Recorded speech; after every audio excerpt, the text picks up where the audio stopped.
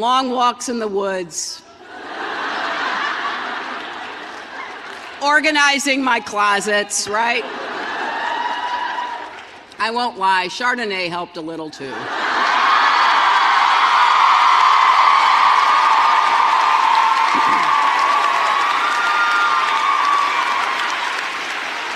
But here's what helped most of all: remembering who I am, where I come from, and what I believe. And that is what Wellesley means to me. This college gave me so much. It launched me on a life of service and provided friends that I still treasure. So wherever your life takes you, I hope that Wellesley serves as that kind of touchstone for you. Now, if any of you are nervous about what you'll be walking into when you leave the campus, I know that feeling. I do remember my commencement.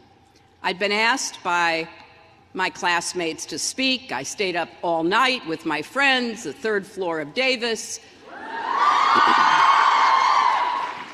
writing and editing the speech by the time we gathered in the academic quad. I was exhausted, my hair was a wreck.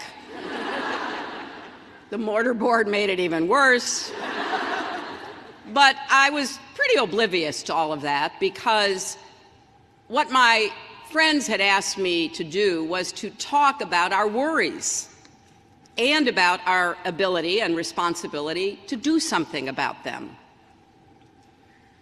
We didn't trust government, authority figures, or really anyone over 30. In large part thanks to years of heavy casualties and dishonest official statements about Vietnam, and deep differences over civil rights and poverty here at home. We were asking urgent questions about whether women, people of color, religious minorities, immigrants would ever be treated with dignity and respect. And by the way, we were furious about the past presidential election of a man whose presidency would eventually end in disgrace with his impeachment for obstruction of justice.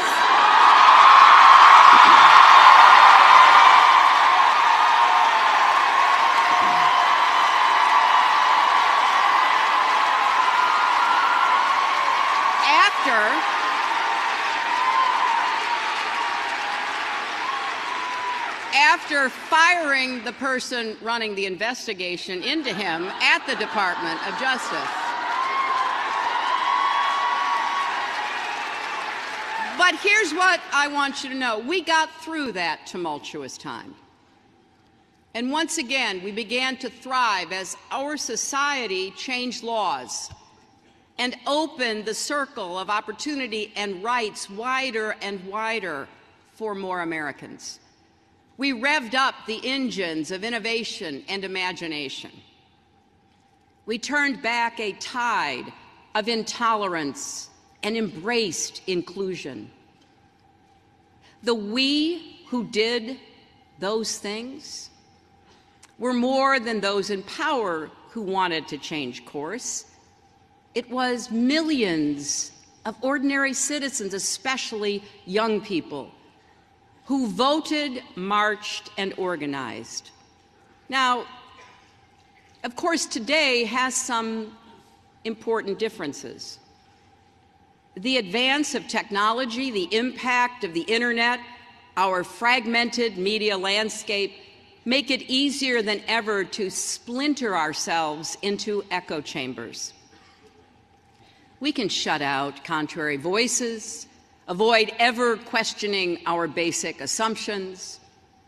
Extreme views are given powerful microphones. Leaders willing to exploit fear and skepticism have tools at their disposal that were unimaginable when I graduated.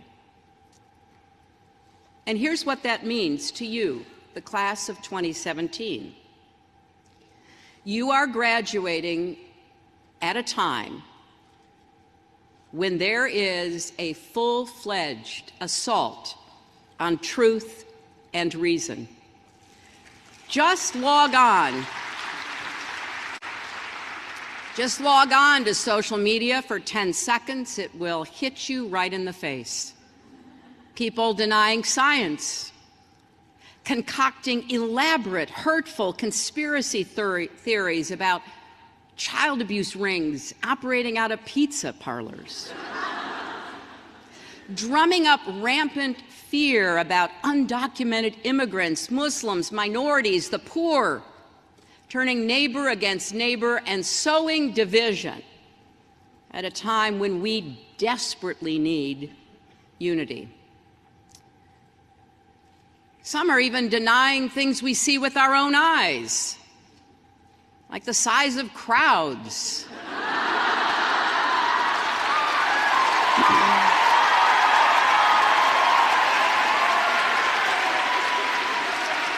And then defending themselves by talking about, quote unquote, alternative facts.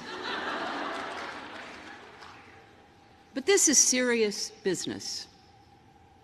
Look at the budget that was just proposed in Washington. It is an attack of unimaginable cruelty on the most vulnerable among us, the youngest, the oldest, the poorest, and hardworking people who need a little help to gain or hang on to a decent middle-class life. It grossly underfunds public education, mental health, and efforts even to combat the opioid epidemic. And in reversing our commitment to fight climate change, it puts the future of our nation and our world at risk.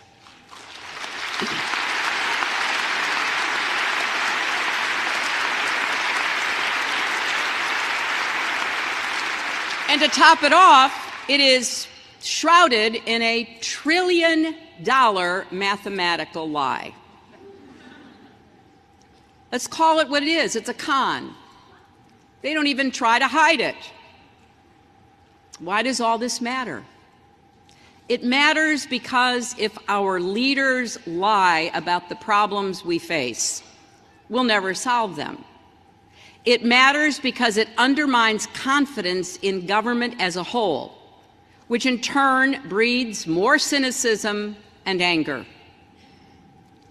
But it also matters because our country, like this college, was founded on the principles of the Enlightenment. In particular, the belief that people, you and I, possess the capacity for reason and critical thinking, and that free and open debate is the lifeblood of a democracy.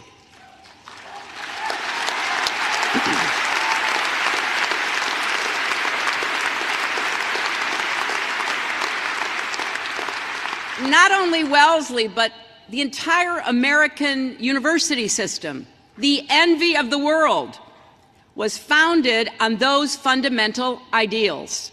We should not abandon them. We should revere them. We should aspire to them every single day in everything we do. And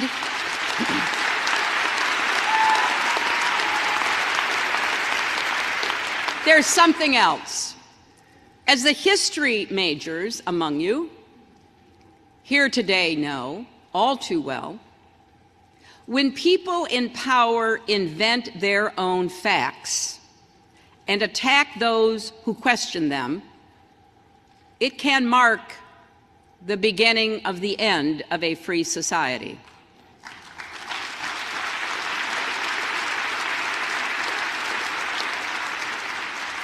That is not hyperbole. It is what authoritarian regimes throughout history have done. They attempt to control reality, not just our laws and our rights and our budgets, but our thoughts and beliefs. Right now, some of you might wonder, well, why am I telling you all this? You don't own a cable news network. You don't control the Facebook algorithm. You aren't a member of Congress yet.